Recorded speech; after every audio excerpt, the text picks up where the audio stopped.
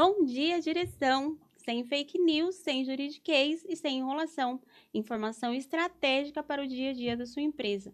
Hoje, o nosso tema é uma alteração recente na CLT que muitos empresários ainda não perceberam, mas que já deve entrar no radar das empresas, dos RHs, dos gestores e dos departamentos pessoais.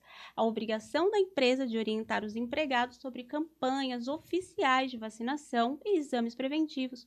Com a inclusão do artigo 169-A na Consolidação das Leis do Trabalho, as empresas passaram a ter o dever de promover ações de informação e conscientização relacionadas a campanhas oficiais de vacinação e a realização de exames preventivos, especialmente aqueles vinculados ao papilomavírus humano, o HPV, e aos cânceres de mama, colo de útero e próstata.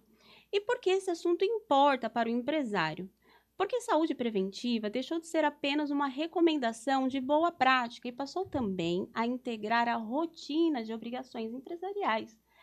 Isso não significa que a empresa vá substituir o médico, nem assumir o papel do sistema público de saúde ou fiscalizar a vida privada do trabalhador, mas significa que a empresa precisa demonstrar que informou, orientou e viabilizou o exercício desse direito. E aqui começa o ponto central desse episódio. Não basta a empresa dizer que cumpre a lei, ela precisa produzir prova de que cumpriu. A nova obrigação envolve, em primeiro lugar, o dever de informação. A empresa deve comunicar aos colaboradores sobre a importância das campanhas oficiais de vacinação e dos exames preventivos. Essa comunicação pode envolver campanhas internas, mensagens institucionais, e-mails, comunicados no WhatsApp corporativo, cartazes em locais visíveis, observações em olerites e termos de ciência. O importante é que essa orientação seja clara, formal e rastreável. Na prática, a empresa precisa conseguir responder uma pergunta simples: se amanhã houver uma fiscalização ou uma reclamação trabalhista, eu consigo provar que orientei os meus empregados? Se a resposta for não, existe um ponto de fragilidade. O segundo ponto é a ausência do empregado para a realização de exames preventivos. Nos termos da legislação vigente, o colaborador poderá se ausentar do trabalho para a realização desses exames, sem prejuízo da sua remuneração. Aqui é importante separar as coisas. No caso dos exames preventivos, a empresa deve viabilizar a ausência necessária para a realização do exame ou procedimento. Isso não significa necessariamente abonar o dia inteiro em todas as situações. A liberação deve ocorrer pelo tempo necessário à realização do exame, salvo se houver recomendação médica e em sentido contrário. E aqui entra uma cautela prática importante. Embora a lei tenha foco na orientação e na viabilização do direito, é recomendável que a empresa solicite algum comprovante de comparecimento, como, por exemplo, uma declaração de horas ou um atestado médico simples, sem transformar isso em um controle abusivo. Ou seja, a empresa pode resguardar-se documentalmente, mas deve fazer isso com equilíbrio, respeito e principalmente bom senso. O terceiro ponto é a vacinação. No que se refere às campanhas oficiais de vacinação, a obrigação principal da empresa está concentrada na informação e conscientização dos colaboradores. A empresa deve divulgar a importância das campanhas oficiais, especialmente aquelas relacionadas ao HPV, e orientar os seus empregados sobre a necessidade de acompanhamento das campanhas públicas. Mas atenção, não cabe à empresa obrigar o trabalhador a se vacinar, expor dados de saúde, exigir justificativas íntimas ou criar constrangimentos indevidos. O papel empresarial é informar, conscientizar e organizar a rotina interna de cumprimento legal. O quarto ponto é a formalização, e aqui está onde muitas empresas erram. Elas fazem uma comunicação informal, falam em reunião, mandam uma mensagem solta no grupo, mas não guardam prova. Depois, se forem questionadas, não conseguem demonstrar que cumpriram essa obrigação. Por isso, o empresário precisa transformar essa obrigação em um processo interno. A empresa pode encaminhar um e-mail formal a todos os colaboradores, enviar mensagem no grupo oficial de WhatsApp, inserir uma observação no Olerite, coletar termos de ciência dos empregados e manter esses documentos arquivados de uma forma organizada. Essa lógica é exatamente a diferença entre o improviso e o compliance trabalhista. Uma empresa que atua de forma preventiva não espera o problema aparecer.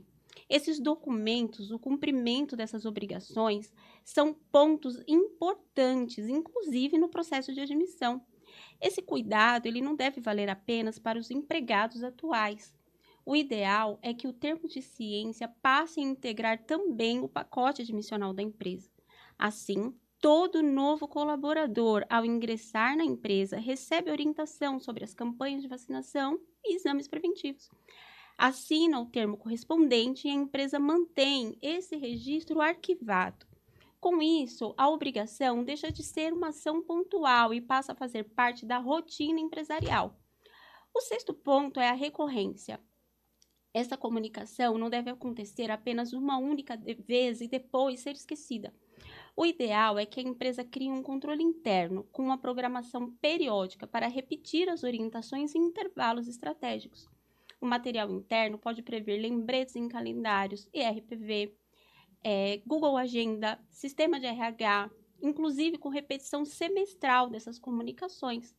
Isso é importante porque as equipes elas mudam, novos colaboradores entram, campanhas públicas são atualizadas e a empresa precisa demonstrar essa continuidade na sua política de informação.